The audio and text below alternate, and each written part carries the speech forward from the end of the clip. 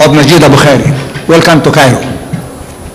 Good afternoon, everyone. It's a pleasure to be with all of you today.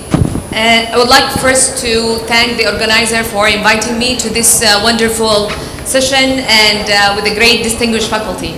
Today I'm going to talk about basic of diagnostic EUS. I don't have anything to disclose, so our agenda for today will talk about brief introductions about equipment, basic principle for linear EUS, indication of endoscopic ultrasound, examination techniques, and then the normal anatomy, which is very important when we talk about EUS. So in terms of the equipment, we have four types of the scope. We have the linear EUS, radial, forward view, and the mini probe, which allow us to introduce the probe through any scopes. So the radial EUS provide 360 image perpendicular to the axis of the scope. It's easier to perform, similar to the CT scan. However, it's very difficult to obtain any biopsy because we are unable to see the needle path. The radial EUS provide a great view when we want to assess the GI wall and visualize the structure and around the GI tract. So radial mainly for diagnostic. The linear EUS provide sagittal image parallel to the axis of the scope. Is technically more demanding and the interpretations of the image is difficult. The working channel of the scope is located above the transducer. This will allow us to be able to visualize the needle path or any accessory when we perform the EUS. So the channel is also wide, which allows us to perform any therapeutic intervention and place any accessory, about 10 French accessory. So linear EUS provide both diagnostic and therapeutic purpose. Because we said that provide sagittal image, so very important when we use the linear scope that we torque clockwise and anti-clockwise in very slow matter to allow us to visualize 360 view. And we advance the scope in and out to be able to visualize the structure. Using the balloon through the linear is an optional, but if you want to use the balloon, please do not overinflate the balloon, because if you overinflate the balloon, then you may be actually compress the important structures. There are three important principles when we perform EUS. We need to identify the anatomical landmark and the various structures. We need also to differentiate between the normal and abnormal, and to establish the diagnosis based on the clinical impression as well as EUS images. When we talk about EUS images, we need to identify if we see any image, we need to classify it as, is this isoechoic, which means that similar to the surrounding structure. Hypoechoic, it's a darker lesion in comparison to the surrounding structure. Hyperechoic is brighter, such as stone and calcification, and lipoma is appear brighter in nature. Anechoic, there is no signal, it's a black image, so this represents any hollow structure such as cyst, gallbladder, vascular structure, any duct. So here we can see isoechoic lesions in the head of the pancreas. Here hypoechoic lesions also in the pancreas. This is hyperechoic lesion. And here we can see anechoic lesion. So in terms of the indications of EUS, EUS, as we said, it's provide diagnostic and therapeutic modality. In terms of diagnosis, EUS is very great to evaluate the TN staging. So this is to differentiate if the lesion, if we are able to remove the lesion by EMR, ESD, it also allow us if we're gonna need new adjuvant therapy or radiotherapy. EUS has a great role for evaluating of subepithelial lesions as well as obtaining a tissue acquisition from mass or lymph node. In terms of therapeutic purpose, EUS can be great to drain either pancreatic fluid collection, draining of intra-abdominal abscess, biloma, or gallbladder. Also, we use the linear echo endoscope to inject either injection of the ablation substances or glue injections or Botox injection. Also, EUS provide a great role for celiac axis block, neurolysis, fiducial placement, EUS guided cholangiopancreatography, and EUS guided gastrojejunostomy. So prior to use the EUS, it's very important to adjust your EUS setting and understand the keyboard. So the gain is able to help us for the brightness and adjust the brightness of the image. The depth is determined how much we can see the tissue or organ on the screen. So increasing the depth, that means that we increase the ultrasound wave depth into the tissue. The focus allows us to increase or optimize the resolution of the EUS image on a specific area. The frequency is very important. This is to determine the resolutions of ultrasound wave. Higher image or higher frequency provide higher resolutions, and lower frequency provide lower resolution but the greater penetration of the depth. When we start EUS, we usually use the 7.5 megahertz in terms of the resolutions. We increase the resolutions if we want to assess any GI wall. Also, as we said before, that any hollow structure such as vessels or the tube is appeared as a dark, so we need to differentiate if this is ductal structure versus vascular structure. Therefore, we need to use the color Doppler to allow us to differentiate both of them. Contrast enhanced image is another modality that we can directly inject the sonoview followed by normal saline. This will create microbubbles within the vessel to magnify and identify the vascular lesions, especially useful in patients with the neuroendocrine tumor. Elastography is another modality that measures the tissue stiffness before and after applications of a determined pressure exerted by the probe. The benign lesion usually solved, however, malignant tissue is stiff. So as a general rule, there are two modalities or two techniques when we do EUS. We have the balloon techniques, which we usually use it when we actually want to assess the gastric wall. And the water technique also help us to highlight the gastric wall or any GI wall. So, but if you want to infuse water, please be careful if you are not intubating your patient not to over-infuse water because of the risk of aspiration. So now we're going to talk about the stepwise examinations of the organ in the stomach.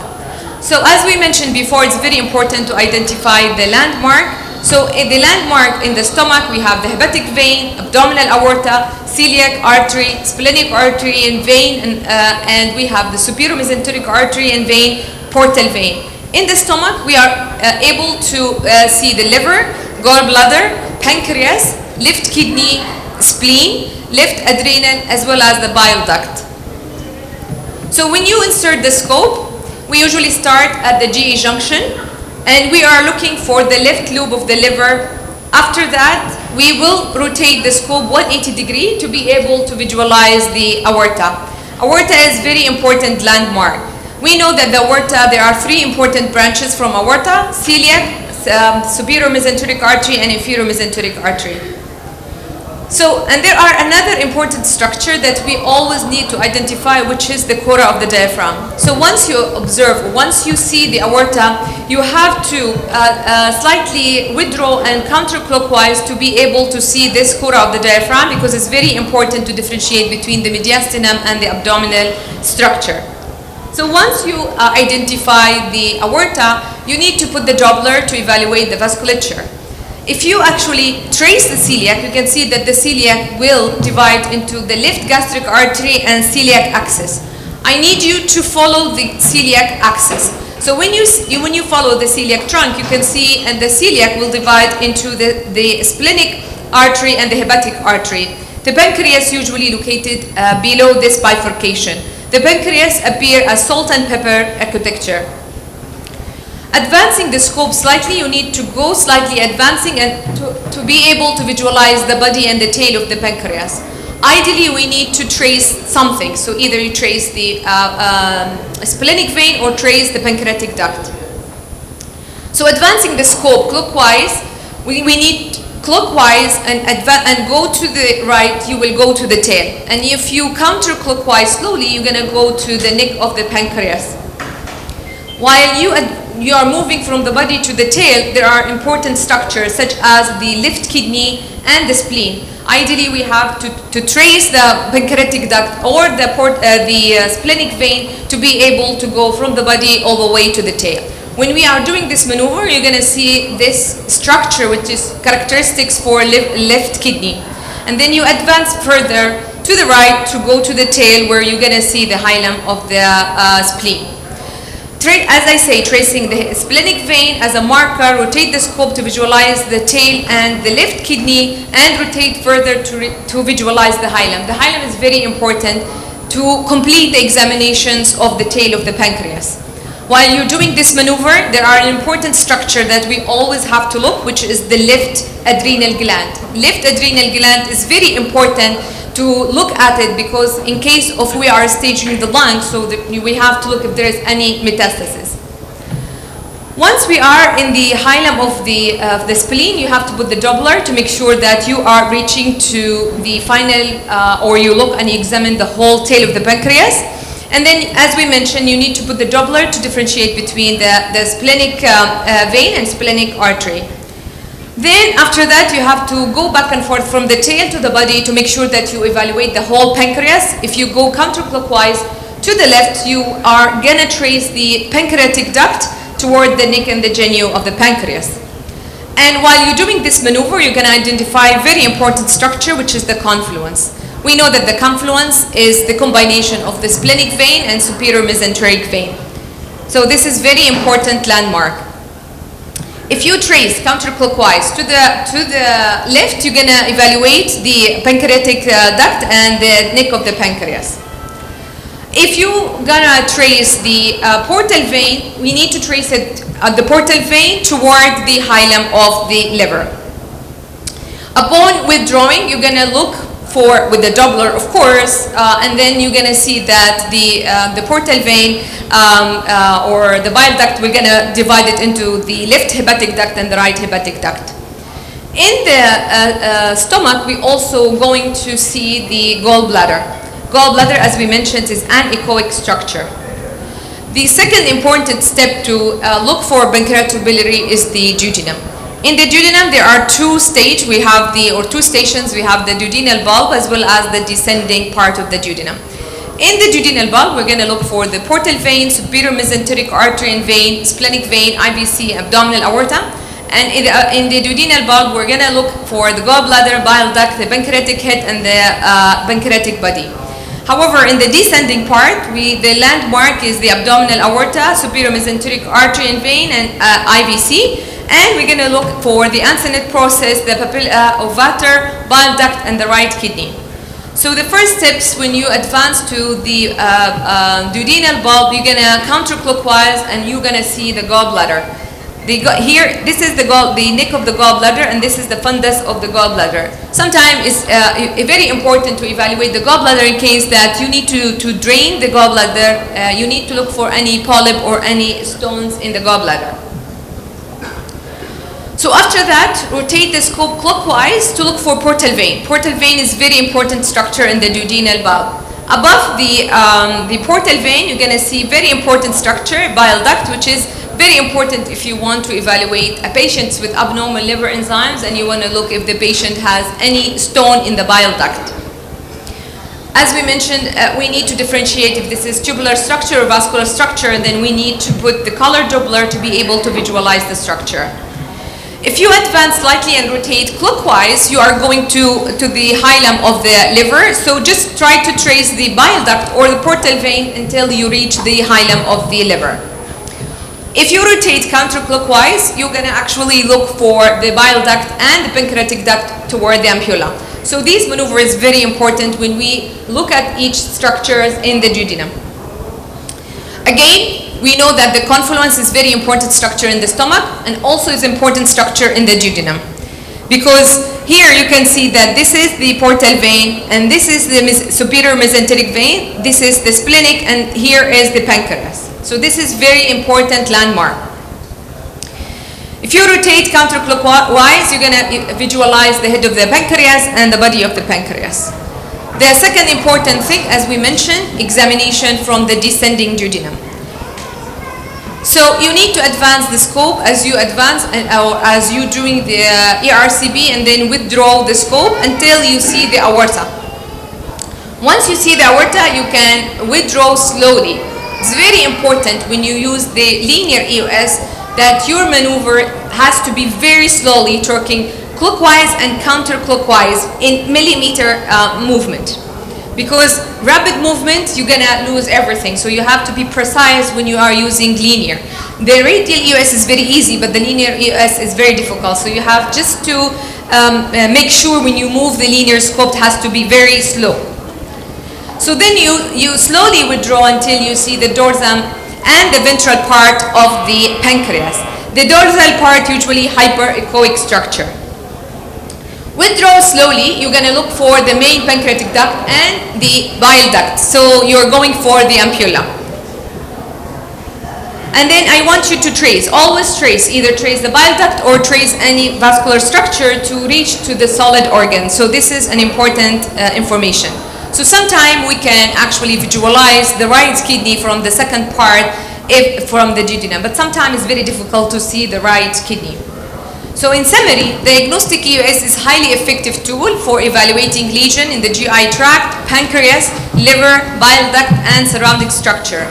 Linear EUS anatomy depends on systematic approach. You really need to have a systematic approach when you actually doing the linear EUS, because if you messed up, you will not be able to identify anything. So you have to be relaxed while you're doing the linear EUS. And as I mentioned before, you have to be really slowly when you actually torquing the scope, because with the linear we need clockwise or counterclockwise, or sometimes we need to move our shoulder.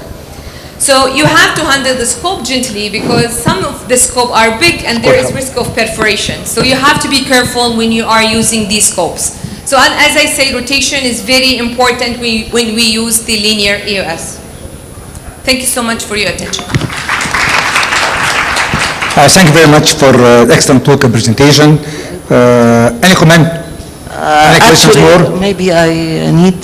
Thank you, Professor Majidah, for this excellent demonstration of how to examine by linear EUS through the gastric station and through the duodenum. Actually, for those who are doing EUS, they enjoy your lecture and understand how important what you said, and actually also perfectly it means that you are experienced, highly experienced in EUS, because you said the clockwise rotation, the counterclockwise rotation, how to get different structures. This means that you are highly experienced in EUS. Thank you so much. Thanks a lot. Any questions? Can I ask Majidah, please, can this linear EUS only for diagnosis? Could it be used in biopsy or treatment or so on? Sorry, I'm not... Linear EUS, can be diagnostic tool, cannot be used in treatment, therapeutic intervention, So about taking biopsy, about radio ablation and so on, and treatment modality? So yeah, linear EUS, we use it for both diagnostic and therapeutic. So diagnostic to take any sample from the mass or from lymph node, as well as we do therapeutic. Lots of therapeutic things that we use only with linear echo endoscope. Any more questions, please? Okay, further.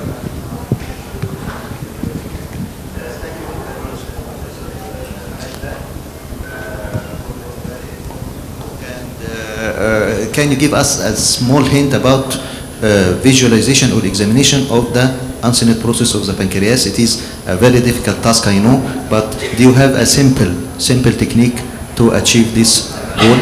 So you have to be very slowly when you withdraw the scope from this descending duodenum to be able to visualize the uncinate process.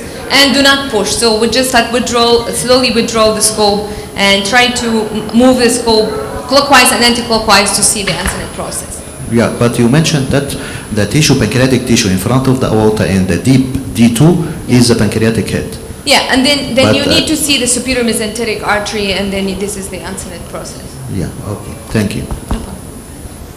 Can examine Majidah about lymph node enlargement in pancreatic head, the lymph node structure or...